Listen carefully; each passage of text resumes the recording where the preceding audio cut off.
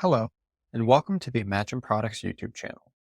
In this tutorial, we'll be covering the all-new updated reports in ShotPut Studio. Before getting started, I want to note that the features covered in this video can only be found in versions 1.4 and later. To make sure you are on the most recent version of the app, select Check for Updates in the menu bar of your application. Now, let's go ahead and get started. While the core functionality of reporting remains the same, there are plenty of new options available that we will be going over. To access these, first head to your report settings. Once here, there are two different areas where these new options can be found. First is the brand new section titled Included Metadata Fields. Here, you will be able to customize what metadata is included in your PDF, CSV, and TXT reports.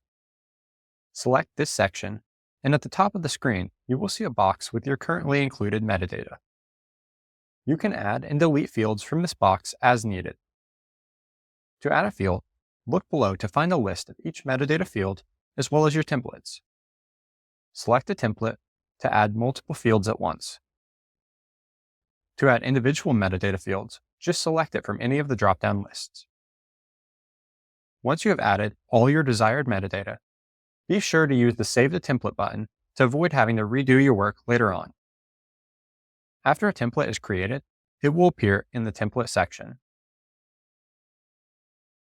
After you have customized your metadata to your liking, head back to the report settings and select PDF reports.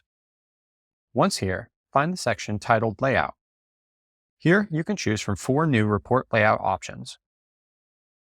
To add layouts, select its name from the list next to the plus icon. When multiple layout options are added, jobs that produce reports will generate a PDF report for each layout. To view a preview of each layout, select the Info button next to it. You will notice that some of them also have a caution icon. This icon appears when the number of thumbnails you have selected is not compatible with the layout. While you can still include it, ShotPut Studio will automatically include a specified number of thumbnails. You'll notice that one of these options is titled Legacy. With this option selected, a PDF report matching those generated in previous versions of the application will be generated. Underneath your layout selection is the option to include a summary page. When selected, a page will be added to the beginning of your PDF reports with summary information such as the recording dates, cameras used, file formats, and more. Farther down this page are 2 brand new sections titled Thumbnails and Appearance. First, let's go over the Thumbnails section. The first option in this section allows you to select the total number of thumbnails included in reports. You also have the ability to choose the thumbnail quality. While selecting Low or Lowest will limit the size of your report, choosing High or Highest will give you better looking thumbnails. The last option in this section allows you to apply a LUT to your thumbnails. To do so, simply open Finder and select a LUT file or files. This will then automatically be applied to your thumbnail images upon report generation. You can load in multiple LUTs for future use and can switch between them as needed. The last section on this page is related to the overall appearance of your PDF reports.